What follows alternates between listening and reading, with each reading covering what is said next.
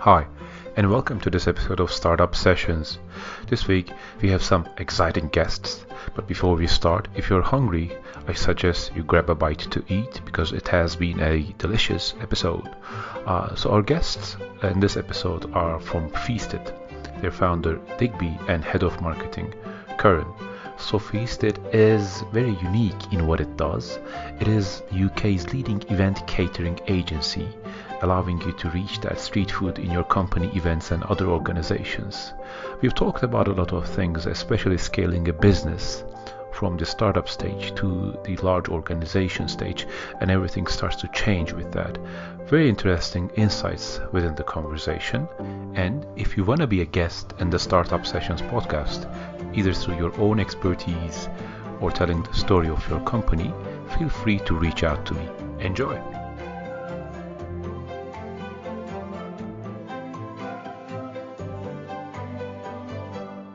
I think it's worth making an intro with how I heard about Feasted. I was researching on the best companies to work for, best company cultures in London, and that's how I heard about you.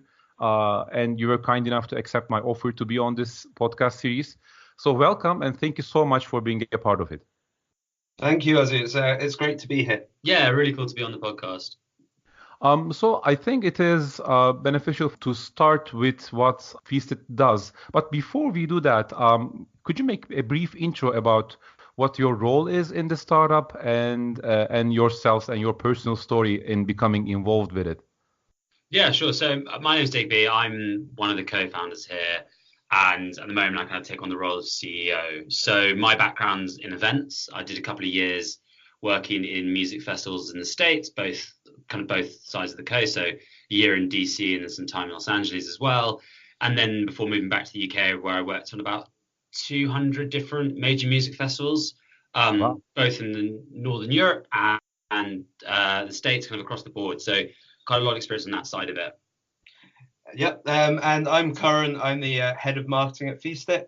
I guess I was employee number 5 or 6, I think. So I've been here for a while, almost 2 years. And before Feasted, I'd worked for another marketplace startup in the legal space, and got into startups straight after university and loved the fast pace and kind of the impact that you can have. And that's kind of, landed me up at Feasted, where I found a really good mixture of kind of my two passions, which are food and startups. So it's a really good place. Yeah, so we poached Curran because the previous startup he was at did some of our legal work for us, and we thought they did a really good job of marketing to us.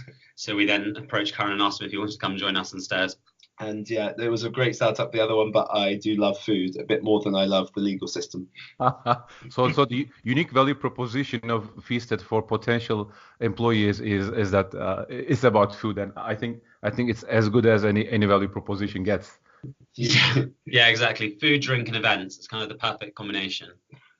So talking about value proposition, and that's kind of the first thing that I want to ask to introduce what the business is about in some more detail. So what is Feasted about? I mean, maybe it's worth mentioning some of the ideal users and the type of customers that are most satisfied with using you. Absolutely. So I guess just to start off, just to give people a bit of background, Feasted is essentially an online booking platform for caterers, mobile bars, and all types of food. Whether it's like kind of 50 or 50,000 guests, we can hopefully help you find the best catering. And I guess the thing we really offer to customers is like discovery. So we highly curate the people on the platform. So we only want the best food to be on Feasted. So if you're coming to us, hopefully it should be, the best of the best. We make the online process really easy to use, and taking quite a traditional industry online with a really good digital experience, online payments, and some innovative financial products there. And as I mentioned before, quality is the kind of thing that arches over everything. So basically, we want to be the place where you can plan an event, or at least the catering of it, very easily and without having to go through 1,000 other websites. And our perfect customers really are split into a couple of categories. The ones who us the most, I think, are corporate events. So that could be anything from, a staff party for 40 people, all the way up to, to 10, 5,000 people. And equally, we do some public facing events where we can kind of curate the food line up there. So those people love us because we save them time in planning the event. We offer them a selection of things that they wouldn't otherwise possibly know about. And then, on the wedding side, I guess we offer something a bit different to your traditional wedding catering already done by the venue. I guess food is kind of more and more an integral part of events, and kind of we offer an element of theatre there as well, which is great. Generally, people use us for parties, private parties of any sort as well. So those are our kind of key customers: the corporates, the weddings, and general private parties. But I guess we do have a lot of value on the other side of the marketplace as well. We offer a lot to the caterers we work with, and we're really proud of supporting small businesses.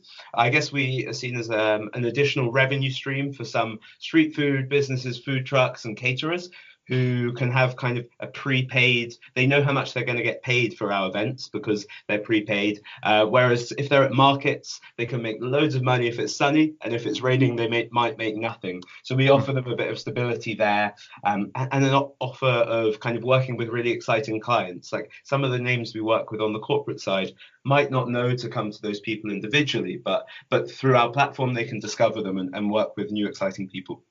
And how do you ensure the quality? I mean, I can get how it works at a small scale, but as things get bigger, and you're obviously growing at a great pace as a startup, and kudos for that.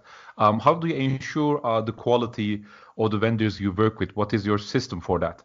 Yeah, so it's an interesting question. And it's one that I think, we always look at going back into and finding better and better ways of at scale improving our volume of quality and the kind of where they come from.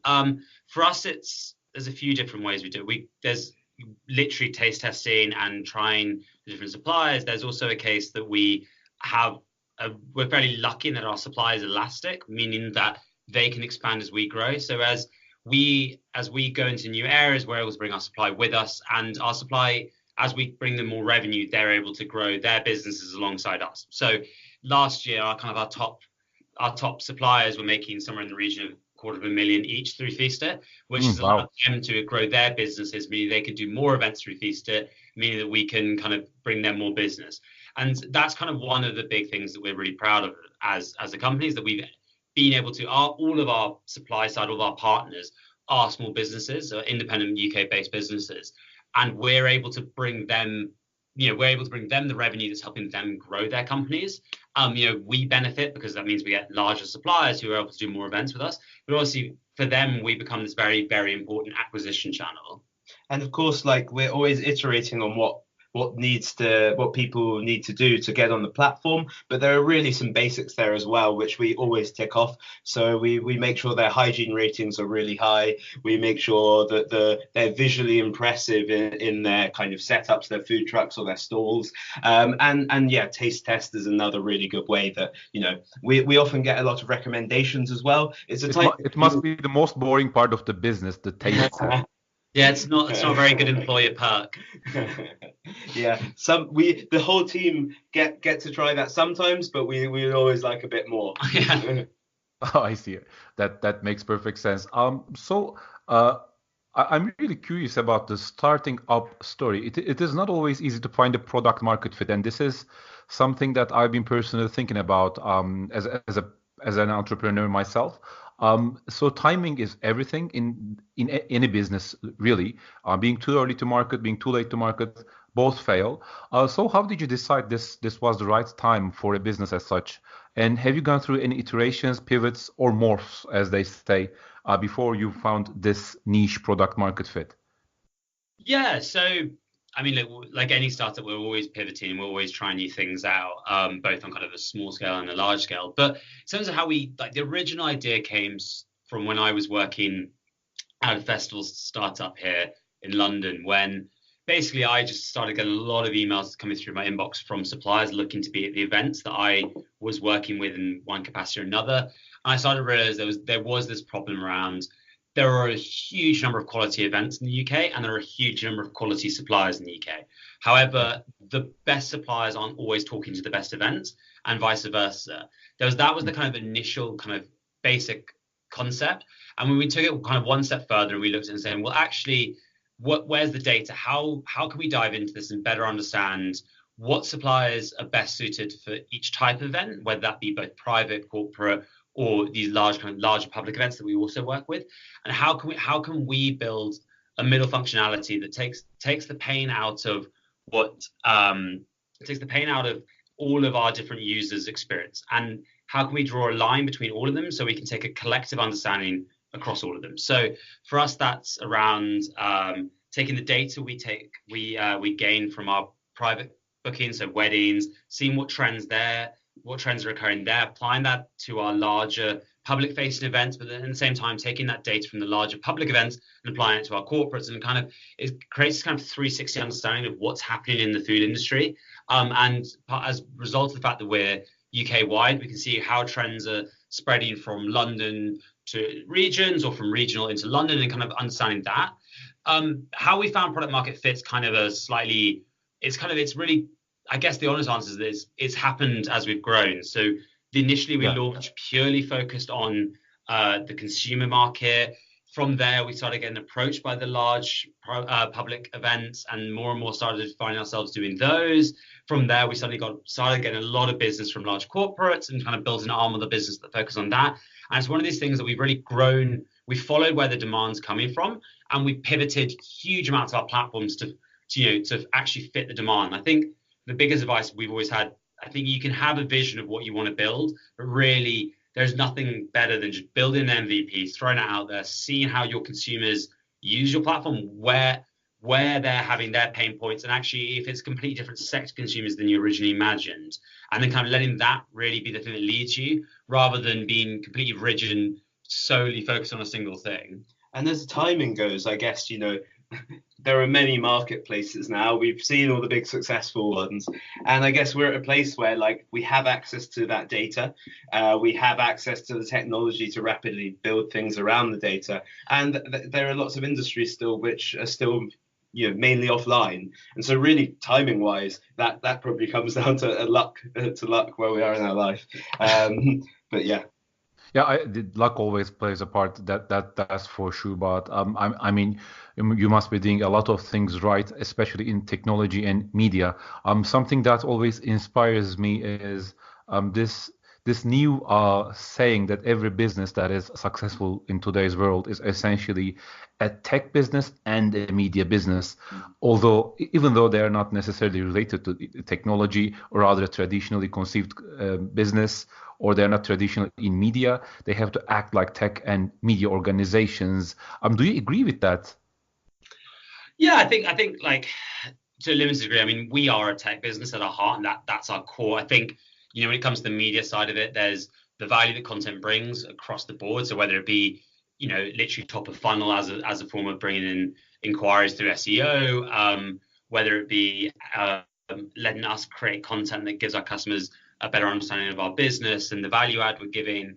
But at our heart, what we are is in a sense the black book for an industry, and the content we create around that and how we curate profiles and worry about the image we're giving around our suppliers and the image they're projecting via us to consumers is really, really key. And it is something that more and more, content is king, and we've got to be the center of the best possible content around this space, as well as making sure that at our heart we are a booking platform that's helping consumers get to book the supply they want and kind of get to where they want to be with their events. Although Curran's probably a better person. Yeah, I was going to say that, ultimately, I don't really have a comment on whether that's true as a statement, but internally, for us, tech and media go hand in hand, and we use the other one, each to drive each other. I guess, in traditional media, there's not much use of data or tech, but it's kind of the crux of what we do. We have all sorts of data points feeding into our advertising, our marketing, and it's not just technical things like optimizing ads. It's informing us of what customers are looking for, how they're interacting with our website, and if the tech doesn't work perfectly, hopefully we can provide some media to explain to people how we expect this to be used in the meantime. So really, they support each other on so many levels in our business. And the marketing team that I run works so closely with the development and product team. You could pretty much put us in the same room the whole time, and that would work really well. I think this is a very good point to segue to how you manage growth and scaling it. First, in terms of the systems and the technologies that you used. So have you noticed the technologies, the SaaS services that you use changing from the conception of the company from the early days to where you are today? Well, I guess they have changed, and I don't think that's because we've changed the stage we're at. And I guess our philosophy kind of really is the reason, because the way we do things here is typically that we kind of do everything manually until the point it's really painful, and then we automate it. So at the beginning, we were doing a lot of things by hand, which are now carried by our tech stack. And that's I feel it's a really good way to do things, because humans are much more flexible than code is. And one human can do many things at different times. And if you program something to do a specific thing, it can't very much deviate from that. So that's kind of I think that that's our strategy. But And once you get onto the tech, we're at a point now where we can iterate fast using tech, but in the early days, you could iterate faster using humans. Yeah, I think the way I can't remember, a friend of mine who's founder of a different startup put it really well, where there's no point building a tidy grave, where you can, if you launch an incredibly complicated product, which you spend thousands of hours doing the development of, and no one uses it, you die. If you build an incredibly impressive looking product that actually there's nothing going on behind the scenes, and you start getting customers, that's a much better problem to have, is how do I handle my customers, as opposed to how the hell do I get customers? So, and that's very much the attitude we've taken from the start, where, it was really smoke and mirrors. Our MVP looked fantastic and it looked like it did a lot of things. Actually, basically what it did behind the scenes was send an email to either Hugo, Curran, or I, and then we'd have to manually go out and find supply, book them in. Literally, all of our first bookings were done over the phone to suppliers. It was completely non-technical on the back half of the website. But the reality was that consumers didn't notice that, and that gave us the revenue that let us go out and do more fundraising rounds. That's let us build up our tech team. That's let us build up to the point where now that's all completely automated. So I think where we are technically as a business is completely different from where we were. Everything from new features, like we built a financial tool that lets you create monthly payment plans, all sorts of stuff that just wasn't there in the beginning. They're not. I think you can compare them remotely. Yeah, but like one thing I guess we found recently is we've got to a point where we are becoming probably more of a tech-driven organization than we were in the last 2 years. The thing we've really put a lot of attention to is focusing on our data layer. So that all of the data that we gather on people is pushed into the relevant tools, and so we can give our customers a better experience. And that's one thing that I think is a challenge we realized early on and have addressed now, which will hopefully help us as we scale. And what, if you don't mind sharing, and if it is private information, I perfectly understand that. But if you don't mind sharing, what are some services, systems, softwares that has been very useful to you as a business in your growth?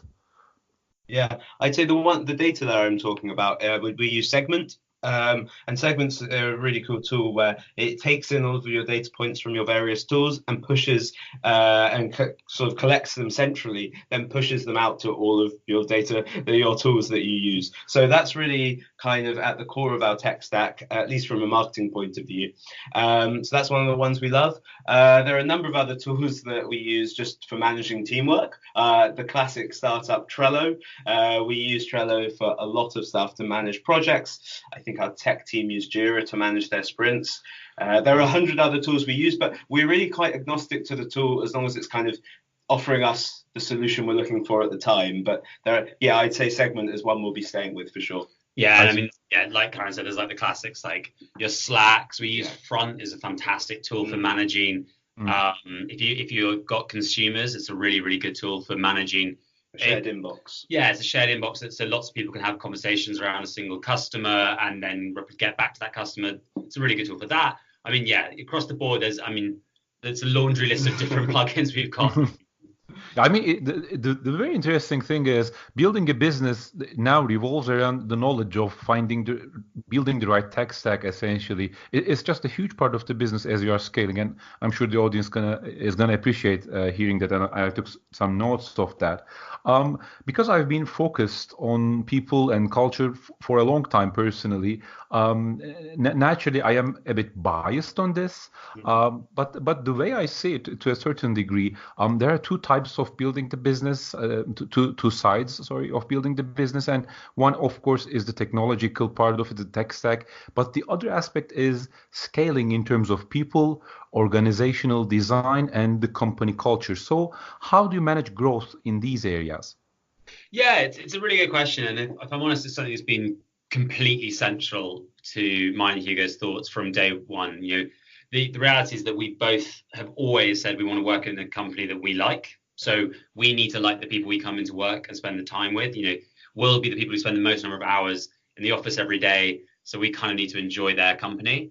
And that's been completely central. Is how do we build a culture that both is incredibly challenging, it pushes people as hard as it possibly can, but also everyone in this building loves coming into work. And it's one of our management OKRs is around that, making Visa a company people love working for.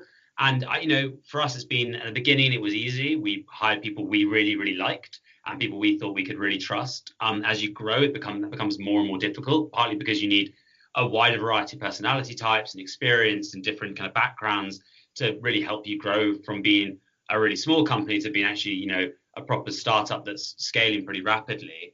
But how do you build a central kind of what is a culture of a company? And for us, it's always been, it's a company that you're not allowed to have an ego here. That's something you got to leave at the door. And really, it's really, really vital that what we want are people who can challenge anyone, and and challenges are allowed to come from anywhere. And I think that's one of those kind of things that you've got to take with a pinch of salt, because I'm sure every single company under the sun claims that's true of them. But it's something we genuinely believe is true of us, where I think people can really, either whether it be me as a CEO and a founder, they can really call me out on anything that I'm saying. But equally, I'm in a position where I'm allowed to call anyone out on what they're doing. And it's a case that it's always understood that it's coming from a place of like, we're trying to build a great company here. And if everyone buys into that as a kind of a overall vision, then everyone understands that the reason that criticism's coming and the reason that we're pushing each other is that that's what we're trying to achieve. And at the same time, look, we do social stuff at least once a week. We go to the pub together. We have larger social events at least once a month. We host dinner parties once every 2 months or so. Everyone goes around to one member of the team's house. They get the day off work. They get the day off work to cook dinner for everyone. Very cool. We pay for all. It's a really there has to be like a family culture to it, especially when you're this size. I think we spend a lot of time in each other's company, but so it's really important we actually get along with each other. I'd say I kind of sum up like the working here by saying it's not the place where someone would say, do this because I'm your boss. It's the kind of the place where we'd say, what's the problem? Let's find the best solution, and kind of whoever comes up with that, whether it's the intern or Digby, they're kind of listened to. And yeah, on the socializing side, like it might sound like we do everything together, but actually it's kind of just the nature of the industry, which is nice. It's not a place where a bell rings at 5 o'clock and there's a drinks trolley. It's the kind of place where we get tickets to events from work and someone else says, have you heard of this supper club, do you want to go? And I think it feels really organic still, and that's one of the things I think we can all be quite proud of as a business, and a big part of it is in the hiring, obviously. This is very interesting points. Obviously, something I think we can agree on is the worst company cultures are those which house large inconsistencies between what is said and what is done. So I think that's the worst thing that can possibly happen. Seeing the opposite of something being told by the founders or the leadership team. I think that's the worst thing for morale. But there are also other things that can be done that definitely build up a great culture in a company. So it's really impressive the way you've been building that. And because you mentioned recruitment, I'd like to segue to that. So how do you attract talent? What are the ways, what are the methods and tactics do you use, if any? Yeah, absolutely. I guess going back to the last question, all of it does start with the culture and creating a place that will draw people in. So not forget that it really is the core. But in terms of the tactics, things we've had success with are using your network. For us, whether that network might be someone at Google Campus, or whether it's a Slack channel you're part of that has a great community. We find speaking to people in similar situations, or at least in communities that are already trusting of us, works really well. A great example of this would be we recently hired a digital designer, and we found her on a Slack channel I was part of. It was actually a coding course that me, Digby, Hugo, and some of the rest of the team did, and there was a Slack channel for that community. And she saw us post the job on there, applied, and that was great. She'd been through a similar experience to us, and that really works well. I think one of our first hires was through Instagram as well. So yeah, it was actually. I think our first ever hire was on Instagram. Yeah. So that's worked using our network. But then we kind of know a lot of the time what we're looking for in someone, and we'll go out. The leadership team will go and search on LinkedIn, do a bit of headhunting sometimes. And the tool we use for hiring, which we really enjoy at the moment, is Workable. It's really good for managing all those applications and helping that process work well. Although they have just doubled their pricing, though. So if they're listening and they can, it'll be fantastic.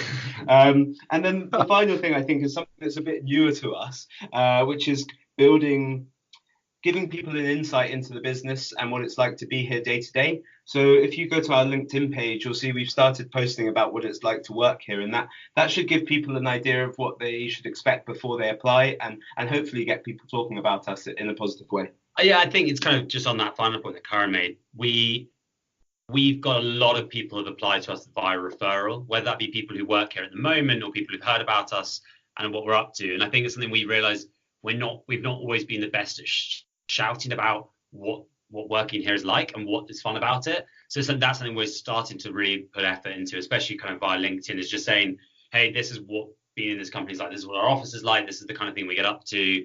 These are the kind of people who work here.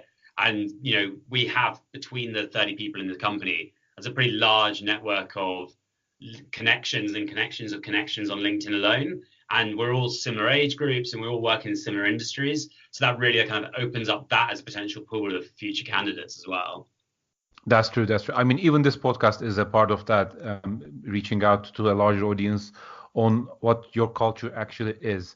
So the thing I'm curious about is, I was in a discussion with a senior leader who had a couple of exits from startups, and he said this to me, and I'd like to get your thoughts on that, whether you agree or disagree. So what he was saying was essentially the people that you need to build an organization from zero in the number of staff to 10 and 15. Those type of people are different than the type of people you need to reach from 15 to 50, and then you need another set of people to bring you from 50 to an enterprise level. How much do you agree with that? Do you agree with that at all? What are your thoughts on that?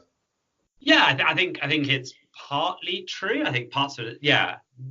Look, when the first 10 people in the door need to just do everything, people may have job titles that, Curran came in as a marketing hire, but really was helping with the hiring, was helping with, whether it be building the culture, whether it literally be helping on customers. I mean, I think the first few months Curran was working here, we probably sent him out to actually work on site at events. You need people who are just willing to get stuck in at everything and have a much bigger buy-in to what we're trying to do as a company.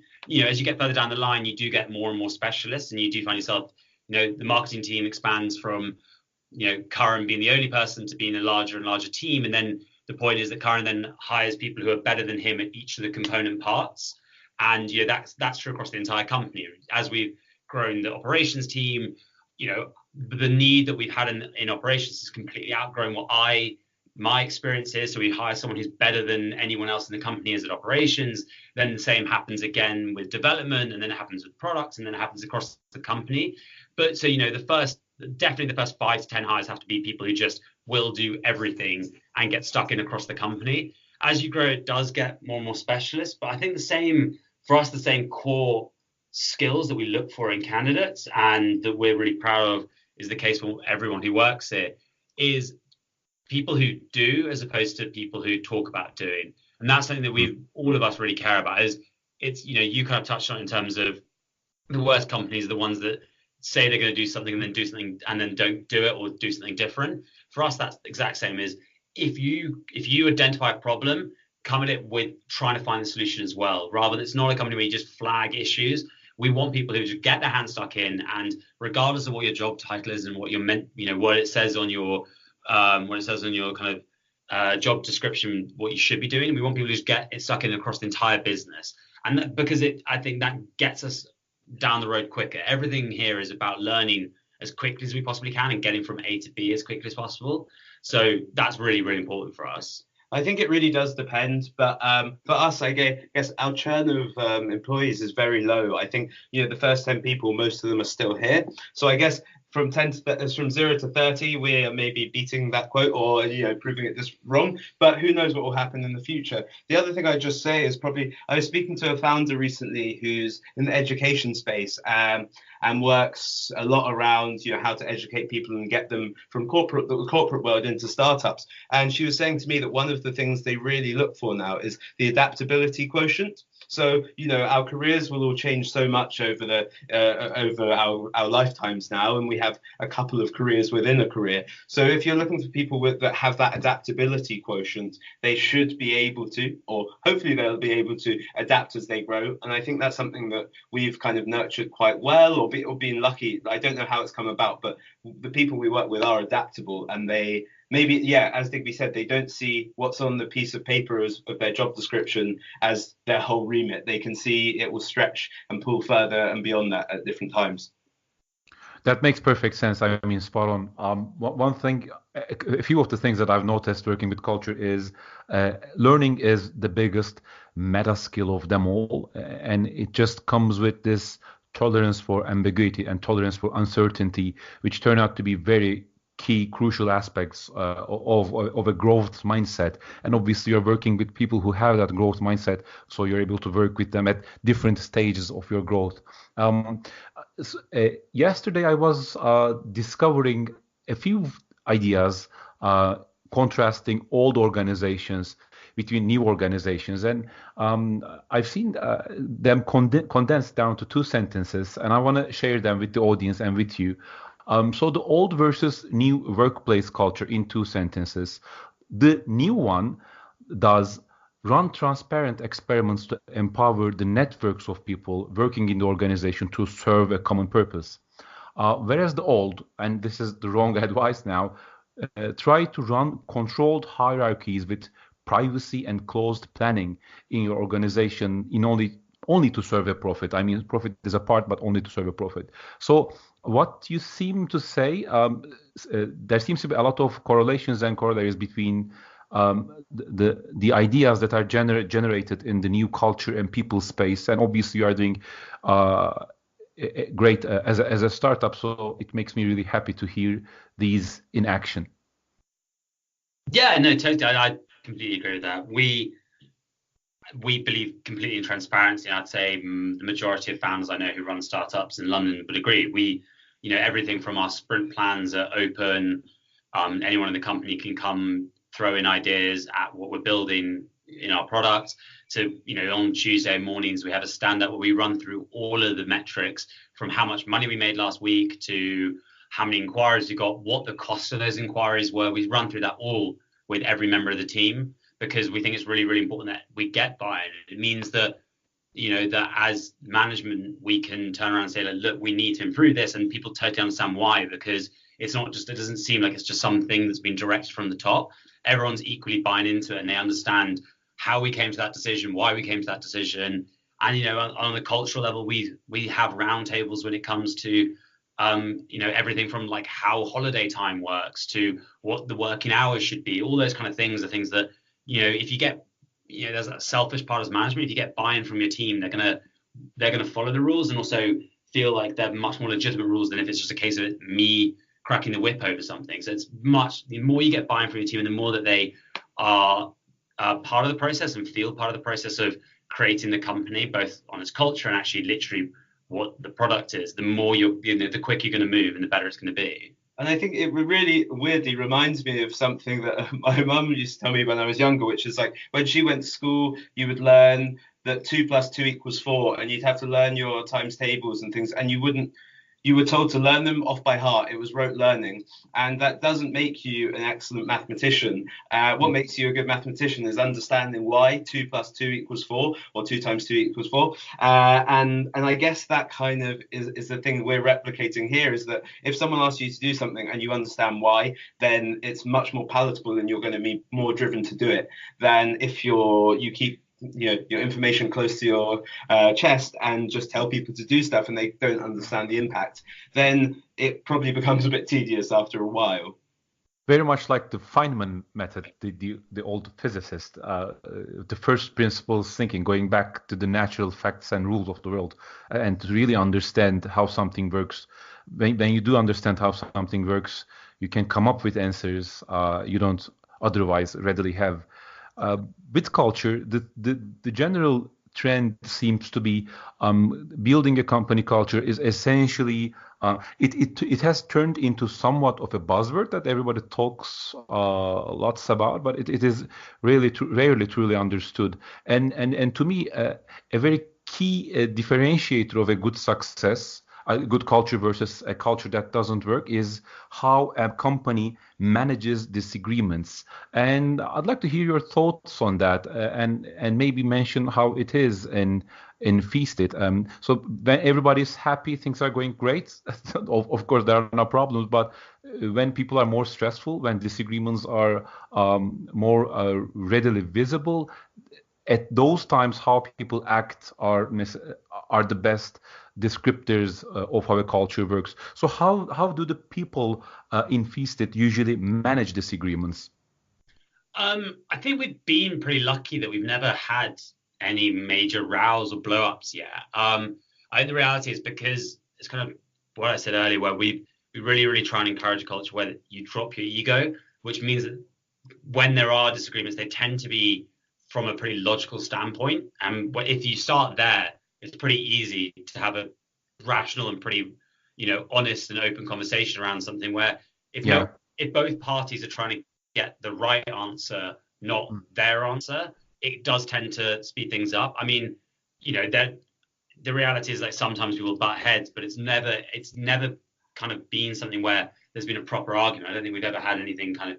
No, I don't think there's anything like that. But obviously times get stressful, and when they do, I think our approach normally is to sort of get our heads down to work and let the data or let the answer prove the truth. Or sample some food.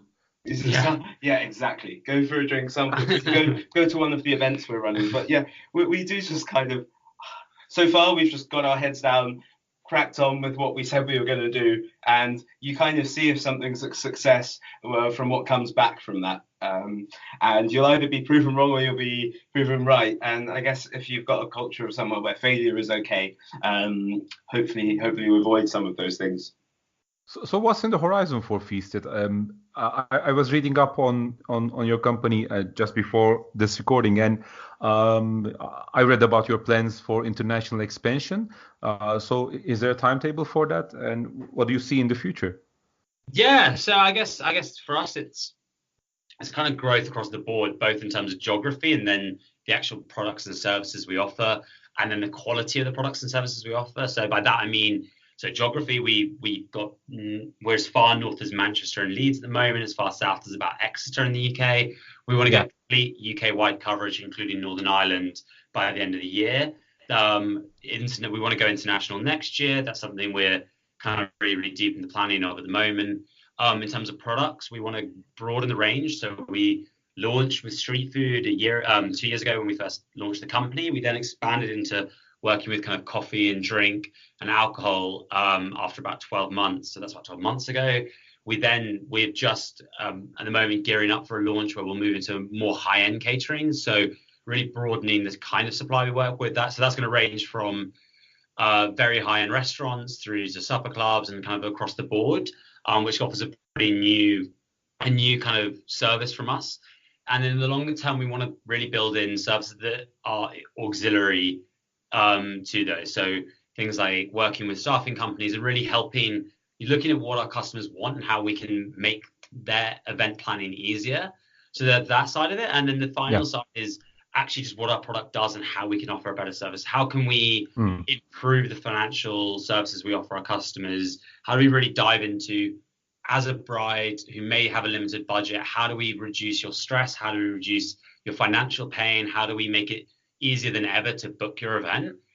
So that's, really improving our actual core product is something that we're really, really focused on, always really focused on. I mean, I get personally excited when I see businesses that really work well. So I'm really happy for you guys.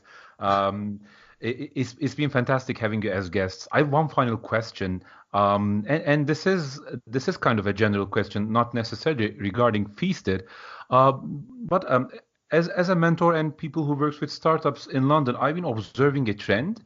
Lots of people are coming in, but at the same time, lots of people are leaving London. So there's this circular motion of fresh new people, and there seems to be a certain way of doing business that works, that really understands culture. And some people, on the other hand, have real difficulty while communicating themselves, while having conversations with people. So I'd like to get your thoughts on the cultural idiosyncrasies, from meetings to getting leads to getting deals, the specificities of doing business in London. If you have any comments on that, I'm sure our listeners would appreciate that. Yeah, absolutely. When it comes to working in London and networking and meeting people, starting with leads, I guess, again, go back to what we said earlier with hiring, is find a community that works for you. And I think you can learn a lot from the people around you, whether it's a Slack channel. There's a great one I'm on called Tech London, somewhere like Google Campus. But I guess you can also just message people on LinkedIn. People love being asked for advice and being seen as someone who could give advice, and just being by being humble and honest, you can often start off on a good foot. But I guess just as a way of dealing with people in London, what I think works is kind of being honest and not trying to deceive people. Don't oversell yourself, have humility, be humble, and kind of explain what you're looking for quite upfront. It's not somewhere where bigging yourself up before knowing someone very well goes down very well, and be respectful, I guess. That's the kind of, those might sound quite vague and broad, but to be honest, I think being honest and humble is something that will work in London. Yeah, I mean, I totally agree with what Curran said. Great points. Yeah. It's, if you're a nice person, people want to help you, and it sounds like such a obvious thing to say, but having worked in the States where it can be a little bit more brash and a little bit more in your face, I think overzealous is the word, maybe. Yeah, and it can be, I think it can be, and you can be rewarded for being arrogant and all these things, and they're not necessarily the worst qualities. But here, Hugo and I started Feasted when we were 24 with basically zero network in the startup world. We'd worked kind of on the fringes of it and not particularly senior roles, and we had somewhat of a network, but not really anything to talk about.